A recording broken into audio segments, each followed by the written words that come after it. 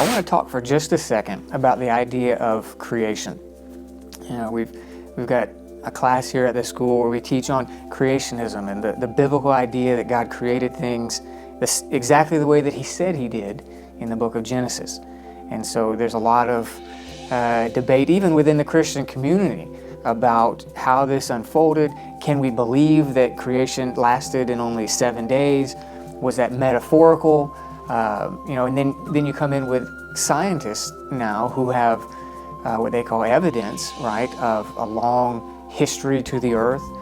They look at rock formations, they look at the solar system and things like that, and they're very concrete in their belief that the earth has been here much longer than the biblical record.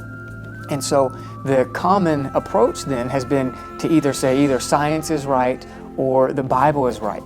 In fact, so much so that I've seen many well-meaning Christian scholars and many well-meaning pastors and people in the community of faith begin to doubt the authenticity of the kind of literal approach of the Bible, that God created these things, as He said, in day increments, 7-day period.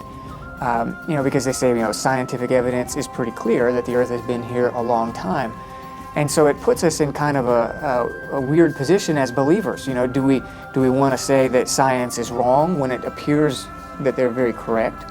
Or do we want to say that the Bible is wrong, or is there some kind of middle ground? And I think the approach that many of us in the Christian community have taken is to either try and make the biblical text be some kind of metaphor, that to say that each day must have been a really long period, or there's all kinds of ways to explain it away.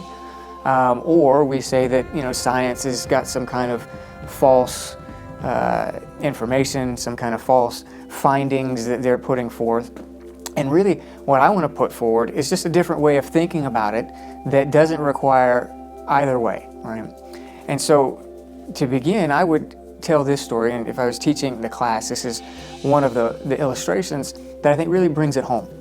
And it begins in Genesis when God's creating Adam, and then out of Adam He produces Eve, right? So you know the story. God puts Adam into a deep sleep, and then He pulls a rib out of Adam's side and creates Eve, right?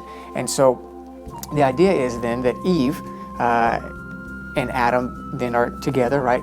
And so one thing that people often don't think about is, okay, Eve, when she was created by God, was created apparently as an adult, right? That there's no record of Adam raising her as a child or having to feed her like a baby or anything like that. The record indicates that when Adam came from his sleep, he realized that they could be united together, right? And so there is no record of her being a child or anything like that. So the implication is that Eve is created by God, and she seems to be at least in early adulthood of some kind, right? And so the implication there then for us as believers is that Eve is created fairly much as an adult state, right? There is no childhood. So if you took all of the best scientific knowledge that you had and said, how old is Eve? When you looked at her, you might say 20 or 30. I don't know what she looked like when she was created, but we do seem to know that she wasn't created as an infant. And so she was in an adult form, whether it was late teens, 20s, 30s, who knows, but she was in some form of adulthood. And so if you used everything that you know about science, you would say, well, clearly it takes a person at least 20 years to get to the age that she was. So, scientifically, Eve would have had to have been at least 20 years old, but according to the record, she was only 1 day old, right?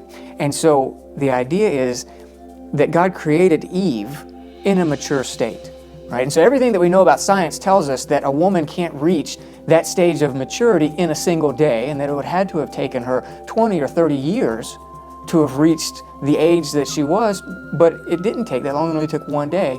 And I think what we tend to lose sight of in the scientific debates is the fact that God can create something in a mature state. And I believe this is really where, as believers, we need to go back in and look and say, okay, if everything we know about science says that the earth should be way old, that doesn't necessarily contradict anything that the Bible says, because God can make things in a mature state. Eve should have been 30 or something years old, but she was only 1 day, because God creates things in a mature state. And so I believe this is a really important way to view creation, that just because science says the normal process should have taken the earth thousands, millions, billions of years to reach the state that it is, doesn't mean that it had to have taken God that long to create it. That God could create the earth in a mature state in the same way that He created Eve in a mature state. And when you look at the earth, everything we know says it should be much older. But God says He created it in 7 days. And so that's some valuable perspective, right, for understanding the creation debate.